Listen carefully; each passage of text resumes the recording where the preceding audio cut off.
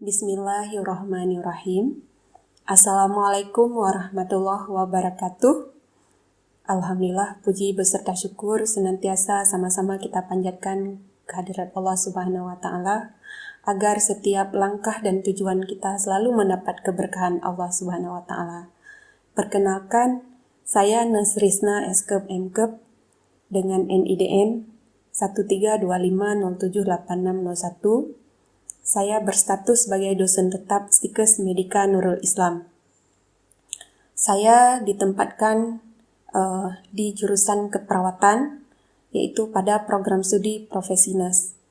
Dan mata kuliah yang saya ampu, yang pertama keperawatan menjelang ajal dan paliatif, kemudian keperawatan jiwa, keperawatan anak, keperawatan medikal bedah, dan keperawatan komunitas. Pada pembelajaran nantinya, saya akan memberikan mata kuliah keperawatan menjelang ajal dan paliatif, di mana mata kuliah ini penempatannya pada semester ganjil dengan bobot SKS 3 SKS. Mata kuliah ini mempelajari tentang perspektif keperawatan paliatif, kemudian etik dan kebijakan tentang perawatan paliatif ini. Selanjutnya, komunikator yang diharapkan perawat mampu menyampaikan informasi bagaimana berita buruk kepada pasien. Selanjutnya, kebutuhan psikologis pasien paliatif, kemudian manajemen nyeri, dan berbagai macam terapi komplementer yang diberikan kepada pasien atau penderita paliatif ini. Kemudian, tinjauan agama dan budaya dalam perawatan palliative care atau penyakit kronis. Mata kuliah ini juga bertujuan setelah mahasiswa mempelajari mata kuliah keperawatan menjelang ajal dan paliatif ini agar memahami bagaimana permasalahan atau area khusus dalam keperawatan, di mana kaitannya dengan masalah-masalah kasus terminal yang ada di Indonesia saat ini, seperti diabetes mellitus, penyakit jantung, penyakit paru, dan penyakit-penyakit terminal lainnya, dan penyakit-penyakit cacat bawaan pada anak atau cacat bawaan lahir. Kemudian pembelajaran ini juga bertujuan dan kemampuan yang diharapkan itu yang pertama tentang perspektif keperawatan dan konsep keperawatan paliatif, kemudian etik dan kebijakan tentang perawatan paliatif, selanjutnya bagaimana berkomunikasi dengan pasien dan keluarga yang mendapat perawatan paliatif. Kemudian patofisiologi penyakit paliatif dan pengkajian biologi, psikologi, sosial, serta kultural, dan mahasiswa mampu dalam menyusun asuhan keperawatan pada pasien penyakit terminal ini. Metode pembelajaran yang kita berikan pada mata kuliah ini yaitu yang pertama studi kasus. Studi kasus ini dimulai dengan mengidentifikasi kasus-kasus alternatif pemecahan masalah kasus, kemudian melakukan investigasi terhadap masalah dan sumber belajar yang nantinya bersama mahasiswa menyusun laporan dari permasalahan yang didapatkan. Selanjutnya pembelajaran kooperatif lain yang digunakan yaitu dengan diskusi kelompok. Metode diskusi kelompok ini yaitu dengan metode jigsaw, di mana mahasiswa melakukan pembelajaran dengan membagi kelompok, kemudian berdiskusi secara sistematis dengan anggota kelompok lain, dan dalam satu bagian materi kelompok khusus untuk kemudian kembali ke kelompok asal. Jadi diharapkan mahasiswa mampu memahami seluruh materi yang disampaikan. Selanjutnya, kami juga mengkombinasi model pembelajaran yaitu dengan project based learning, di mana pendekatan ini yaitu dibangun untuk kegiatan pembelajaran dan tugas nyata yang memberikan tantangan bagi peserta didik untuk memahami tentang berbagai permasalahan di kehidupan sehari-hari supaya bisa didiskusikan dan dipecahkan bersama kelompok. Selain itu, pembelajaran dengan metode contextual learning, di sini menuntut kreativitas pendidik untuk mampu mengaitkan subjek yang ada di dalam kehidupan nyata kepada mahasiswa, gunanya membantu mahasiswa untuk lebih mudah memahami materi yang disampaikan dalam pembelajaran. Kemudian penilaian dalam pembelajaran ini, yang pertama penilaian proses, di mana dimulai dengan menilai kehadiran atau soft skill mahasiswa dengan bobot 10%. Selanjutnya penilaian tugas, ini baik tugas individu, yaitu tugas yang diberikan nanti mahasiswa mampu meng-role-playkan teknik menyampaikan berita buruk kepada pasien. Di sini penugasan itu sifat individu, jadi mahasiswa langsung merole-playkan metode yang disampaikan kepada pasien dengan atau penderita kasus paliatif. Selanjutnya tugas kelompok, ini bobot yang diberikan yaitu 20%. Selanjutnya penilaian hasil. Penilaian hasil ini yaitu dinilai dari ujian tengah semester, itu dengan bobot penilaian 30%, dan ujian akhir semester yaitu 40%. Baik, selanjutnya saya akan menyajikan video pembelajaran saya sebagai berikut.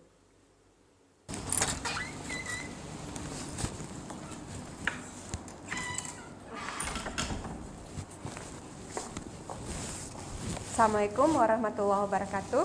Waalaikumsalam warahmatullahi wabarakatuh. Apa kabar hari ini semuanya? Baik. Alhamdulillah. Ya, seperti biasa, sebelum kita mulai pembelajaran, kita berdoa sejenak dulu supaya kita diberi keberkahan oleh Allah Subhanahu wa taala. Mari kita berdoa di dalam hati kita masing-masing.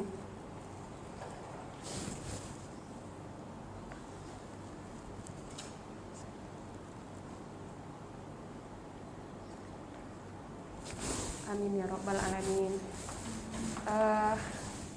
Hari ini kita melanjutkan pertemuan kita yang kedua, yaitu tentang perspektif keperawatan paliatif. Ya, sebelumnya di pertemuan yang lalu kita sudah melihat tentang konsep palliative care. Ya, sebelum saya melanjutkan proses pembelajaran, saya absensi dulu. Ya. Ada yang tidak hadir hari ini? Hadir semua. Oke, baik. Ibu cek ya. Dara Ayu Hanaza, Devi Mauliza, Devina, Dewi Sartika, Vina, Gemalasari Manalu, Irza, Nazaria. Oke, untuk hari ini kita akan membahas tentang perspektif keperawatan paliatif, ya. Yang sebelumnya kita sudah membahas tentang konsep paliatif, ya. Saya akan mereview dulu. Siapa yang masih bisa memberikan argumen tentang pembelajaran kita di pertemuan sebelumnya? Oke, silahkan. Palliative care adalah suatu bentuk pelayanan kesehatan yang manusiawi dengan tujuan untuk menghilangkan atau meringankan penderita dan keluarganya. Oke, bagus sekali Cud Rozatul Jannah. Di belakang silahkan Badratun Nafis. Jadi palliative care adalah perawatan yang dilakukan guna untuk membantu pasien-pasien yang mengalami penyakit kronik dalam mengurangi gejala dan membantu meningkatkan kualitas hidup si pasien, baik stadium awal hingga stadium akhir, hingga pasien ini menemui ajalnya atau akhir hayat si pasien. Oke, bagus sekali. Artinya paliatif ini sudah dipahami bahwa bentuk pelayanan yang kita berikan itu adalah untuk meringankan penderitaan si pasien dan meningkatkan kualitas hidup. Ya, oke, baik. Hari ini kita akan melihat tentang perspektif keperawatan paliatif. Ya, seperti yang sudah disampaikan oleh temannya, ya, bahwa palliative care ini adalah pengurangan keparahan gejala, ya, gejala atau penderitaan yang dirasakan oleh pasien. Nah, kalau misalnya nanti ketika kita melihat kondisi pasien dengan penyakit terminal atau penyakit-penyakit kronis, ya, nanti kalau misalnya kalian di pelayanan itu akan melihat kasus seperti gagal ginjal, ya, penderita kanker, apalagi yang stadium-stadium terminal ini, itu kondisinya itu mengalami nyeri yang luar biasa, sehingga di sini perlu penanganan supaya penderitaan nyeri ini dirasakan oleh pasien itu berkurang, dan kita memberikan motivasi kepada pasien untuk meningkatkan kesembuhannya, ya. Jadi itulah bentuk pelayanan paliatif. Selanjutnya, definisi lain mengatakan bahwa palliative care ini adalah sistem perawatan yang terpadu, ya, di mana tujuannya itu adalah meningkatkan kualitas hidup, ya. Jadi dalam palliative care ini bukan untuk istilahnya menunda kematian, namun istilahnya kita mempertahankan kualitas hidup penderita supaya penderita ini bisa melaksanakan kehidupannya sehari-hari, ya, supaya penderita ini bisa menemui ajalnya itu dengan keadaan-keadaan yang nyaman, ya. Nah, titik pusat dari perawatan paliatif ini adalah kita menganggap bahwa klien atau penderita atau siapa yang merasakan penderitaan tentang penyakit yang kronis atau terminal ini, dia itu kita anggap perawatan yang seutuhnya, artinya bukan hanya pada penyakit yang diderita. Kalau mungkin hanya sekilas kita melihat penyakitnya saja, itu keluhan fisik saja yang nampak, ya. Kalau misalnya nanti kita melihat kasus ini penderitanya kanker stadium lanjut, udah stadium 3 misalnya, itu nampak dari perubahan fisiknya itu badannya sudah mulai menurun berat badan, ya. Kemudian rambutnya sudah rontok akibat kemoterapi. Jadi di sini karena kita menganggap bahwa dia adalah manusia yang seutuhnya, sehingga psikologis dia juga harus kita penuhi, ya. Kita harus memberikan dukungan kepada pasien supaya bisa menjalani penderitaan ini sewajarnya, ya.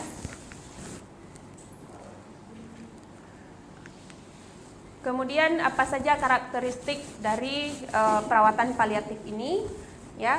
Yang pertama itu meningkatkan kualitas hidup dan menganggap kematian itu sebagai proses yang normal, ya. Ada beberapa kasus kalau misalnya di luar negeri itu seperti negara Berlin, ya, itu yang memang di sana masih ada dibolehkan, ya, untuk dilakukan euthanasia. Euthanasia ini mengakhiri kehidupan, suntik mati misalnya. Pernah dengar, ya? Ya. Jadi kalau kasus euthanasia ini di Indonesia masih bertentangan, artinya kita belum ada legal etis dalam melaksanakan euthanasia, ya. Jadi di sini kita masih menganggap bahwa kematian itu adalah proses yang normal, ya. Nanti contohnya misalnya nanti walaupun sudah tingkat kesadarannya itu sudah koma, ya, pasien dirawat sudah berbulan-bulan. Namun di sini kita tetap masih merawat pasien sampai menunggu proses kematian itu secara normal, ya.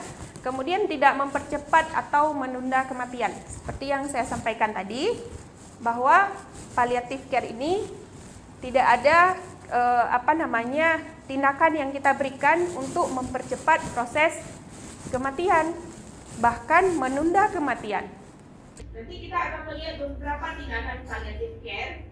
Kalau misalnya saat kita memberikan intervensi keperawatan itu karena pada pasien terminal ini nyerinya luar biasa dirasakan, sehingga kita memperhatikan kondisi pasien di sini untuk supaya bagaimana manajemen nyeri ini bisa dilakukan, ya. Pasien bisa mengurangi nyeri dan keluhan lain yang dirasakan. Kemudian menjaga keseimbangan psikologis dan spiritual. Ketika kita memenuhi kebutuhan spiritual pasien, ini pasiennya sudah waktu untuk berdoa dan berpikir misalnya.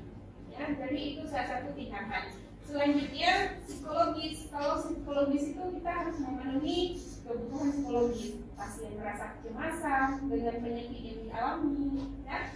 Makanya di sini kita dampingi pasien, berikan motivasi, ya, berikan pendidikan kesehatan supaya pasien tidak mengalami kecemasan, ya. Nah, kalau kita melihat sejarah paliatif care di Indonesia itu sudah ada sejak tahun 2007, ya, di mana sudah keluar surat keputusan dari kementerian, artinya pelaksanaan paliatif care ini sudah bisa dilaksanakan di seluruh rumah sakit yang ada di Indonesia. Beberapa tindakan terapi dalam paliatif care ini, ya, seperti yang saya sampaikan tadi, ya, ada terapi paliatif religi. Terapi paliatif religi ini, ya, diberikan untuk supaya pasien itu bisa lebih banyak meyakini akan Tuhan, ya, akan keyakinannya terhadap Sang Pencipta. Ya. Setiap penyakit yang diberikan itu adalah ujian, ya, dan Allah sudah menyampaikan bahwa penyakit yang dialami oleh seseorang itu sebagai pelipur dosanya. Ya, kalau misalnya setiap hari kita memberikan motivasi pendekatan keagamaan, maka di sini orang akan merasa tentram dan nyaman jiwanya. Ya, maka terapi yang bisa dilakukan dalam paliatif religi ini, kalau misalnya Muslim, itu bentuknya dengan berdoa, berzikir. Ya, ini rutin kita berikan tindakan setiap hari. Kemudian berpuasa. Kita memberikan keyakinan kepada pasien bahwa dengan berpuasa itu, ya, bisa mengurangi dan membuat penderitaan kita itu, ya, bisa berkurang. Dan ini sudah beberapa ada evidence base, ya, yang memang sudah diteliti bahwa berpuasa itu bisa meringankan penyakit, ya, dan ini bisa kita terapkan pada penderita paliatif. Kemudian terapi yang lainnya adalah dengan radiasi. Jika dengan radiasi ini, ya, dilakukan oleh tim medis, artinya penderita itu berada di rumah sakit, ya, dilakukan terapi untuk menggunakan radiasi atau sinar yang gunanya adalah mematikan sel-sel kanker, ya, kemudian membantu mencegah terhadap terjadinya ketangguhan. Jadi sel kanker yang sudah bermetastase tadi, ya, sudah menjalar ke berbagai organ tubuh lainnya, di sini dilakukan terapi radiasi. Kemudian ada terapi kemoterapi, ya. Pada terapi kemoterapi ini, jadi untuk memperkecil massa tumor atau sel kanker tadi, ya. Kemudian terapi berikutnya adalah pembedahan. Ini juga dilakukan ketika memang si penderita ini harus dilakukan pembedahan. Psikoterapi. Kalau psikoterapi ini, ya, ketika kita mendapatkan pasien yang mengalami gangguan citra tubuh. Karena penderita paliatif ini, ya, tubuhnya itu fisiknya akan terjadi gangguan, ya, sehingga terjadi perubahan pada body image, citra tubuh. Hidungnya, cantiknya luar biasa, ya, cantik sekali, ya, ideal kali tingginya, badannya, ya. Tiba-tiba dia mengalami penyakit kanker payudara misalnya, payudaranya berilang sebelah harus diangkat, ya. Kemudian belum lagi dia itu seorang yang memang public figure, ya, otomatis di sini akan mengalami gangguan psikologis yang luar biasa. Belum lagi konsep dirinya bermasalah, ya. Gangguan body image, jadi dia akan merasa karena kehilangan anggota tubuh yang dia miliki, dia tidak berani untuk berinteraksi dengan orang lain, ya, apalagi sama pacar, ya, sudah menjauh gitu. Ya, makanya di sini kita memberikan psikoterapi kepada pasien supaya dia tidak merasa putus asa dan kehilangan. Kita lihat, ya, ada beberapa beberapa yang memang kadang karena kakinya harus diamputasi tapi dia masih aktif melakukan kegiatan. Ya, ada atlet misalnya, ya, tiba-tiba kakinya harus diamputasi, tapi dia masih positif melakukan kegiatannya. Nah, itulah yang kita buat supaya penderita paliatif ini bisa merasakan kehidupannya yang wajar. Ya. Kemudian terapi berikutnya adalah hipnoterapi. Ini ketika kita lihat beberapa kasus paliatif ini yang sangat mengganggu kejiwaan seseorang. Saya punya cerita almarhum ibu saya, ya, setahun yang lalu itu meninggal mengalami penyakit terminal, atrofi cerebellum. Ya, jadi otak kecilnya itu mencium sehingga membuat keseimbangannya itu terganggu sampai di akhir hayatnya. Ya, almarhumah itu terjadi proses sudah hilang keseimbangan dalam berjalan, ya, kemudian makannya itu sudah terganggu, pencernaannya tidak bisa segampang lagi. Ya, artinya makanan yang kita berikan harus dalam bentuk yang sempurna.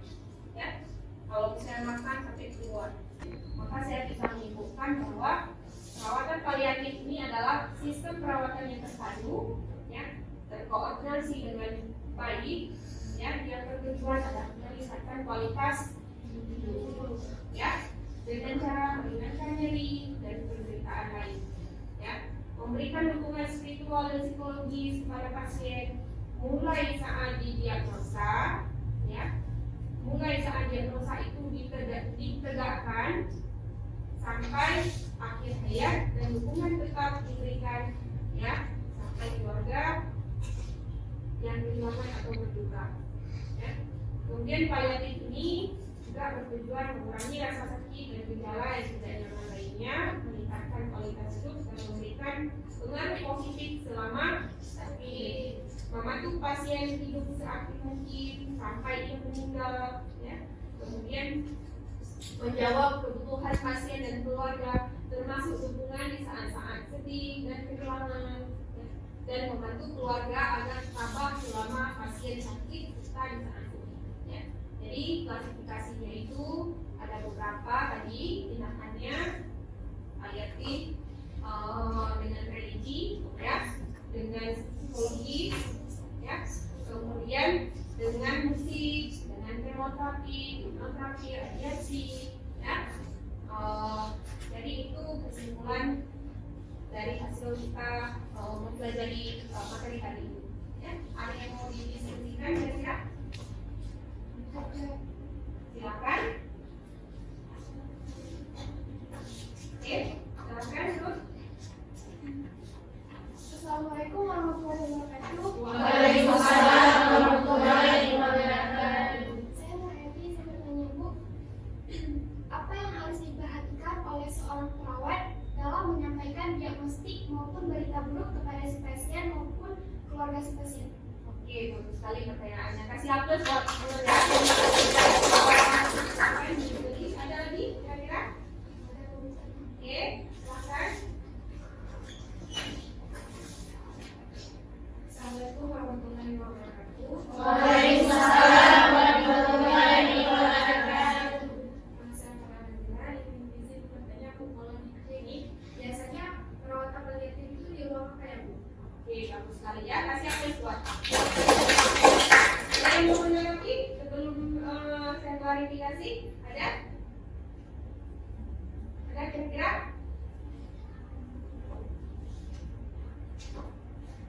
Ada? Tadi terkait dengan teknik menyampaikan berita buruk, ya? Ada nggak yang mau menanggapi? Oke, baik, kalau tidak ada, ya, teknik menyampaikan berita buruk, karena ini adalah peran perawat sebagai komunikator, ya. Di sini perawat dituntut harus mampu berkomunikasi dengan pasien, ya, bukan hanya komunikasi seperti komunikasi saya dengan saudara hari ini, ya. Tapi yang diberikan komunikasi itu adalah dalam konteks komunikasi yang terapeutik. Pada komunikasi terapeutik ini kita juga harus memperhatikan beberapa tekniknya, ya. Terutama tadi yang kita rawat adalah pasien dengan penyakit terminal. Jadi tidak ada ada hal-hal yang harus diperhatikan ketika hasil diagnostik. Hasil diagnostik itu ya otomatis di sini adalah sebuah informasi yang kita berikan kepada pasien, ya, baik itu keputusannya itu hanya bukan hal yang negatif atau kebalikannya. Ya, saat kita menyampaikan berita buruk kepada pasien, seorang perawat itu ada SOP-nya, ada standarnya. Harus memperhatikan bahwa ya ini keadaan pasien itu apakah sudah bisa kita sampaikan informasi ya pada pasien atau harus kita sampaikan sama keluarganya. Kemudian kita juga harus memperhatikan latar belakang pendidikan si pasien. Ya, artinya kalau misalnya dia tidak pernah tahu, yang dia tahu misalnya ini penyakit didiagnostik penyakit kanker stadium 3.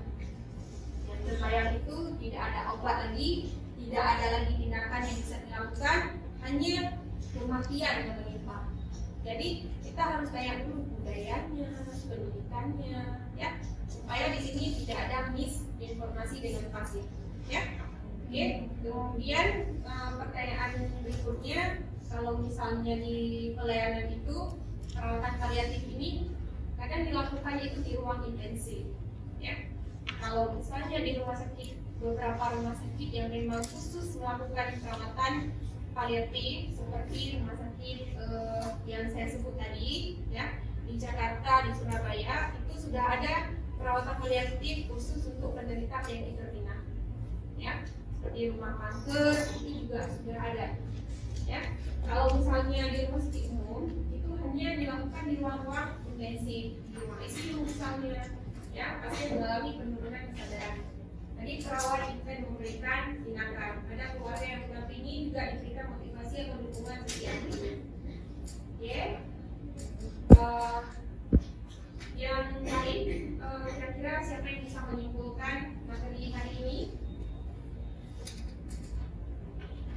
Ya, Rehan, silakan. Jadi mungkin kesimpulannya dari yang sudah dijelaskan terkait dengan palliative care, yaitu perawatan yang dilakukan untuk meningkatkan kualitas hidup pasien yang mengalami penyakit kronik hingga akhir hayatnya. Kemudian ada beberapa perawatan yang semua dilakukan harus dilakukan dengan tim yang kompleks, tim dari paliatif yang memang ada indisipliner ilmunya. Jadi mereka sama-sama berkolaborasi untuk membantu pasien ini dalam meningkatkan kualitas hidupnya. Oke, bagus sekali ya. Saya rasa semua sudah bisa memahami materi kita hari ini. Sebelum saya tutup, ini ada penugasan yang saya berikan, ya. Mau dicatat, yang pertama adalah mengidentifikasi penyakit paliatif terbanyak saat ini di Indonesia, ya. Kemudian terapi komplementer yang bisa dikembangkan oleh perawat, ya. Perawat dan disiplin ilmu lain, karena ada seorang psikiater misalnya, ya. Saya berikan gurunya ini terapi komplementer ini, contohnya misalnya seperti terapi bekal, ya. Kemudian ada terapi lain, begitu identifikasi nanti kita diskusikan di pertemuan selanjutnya. Pertemuan selanjutnya, ya, kita akan diskusi kelompok, ya, dengan penugasan yang sudah diberikan minggu lalu. Kita akan duduk berkelompok, nanti kelompok asal dan kelompok ahli, ya, yang sudah saya bagikan. Ya, di sesi selanjutnya saya masuk, kita sudah duduk sesuai dengan kelompok masing-masing. Oke, baik. Kalau tidak lagi untuk hari ini, mari kita berdoa supaya kegiatan kita hari ini diberkahi oleh Allah. Berdoa dimulai dengan mengucapkan Al-Fatihah.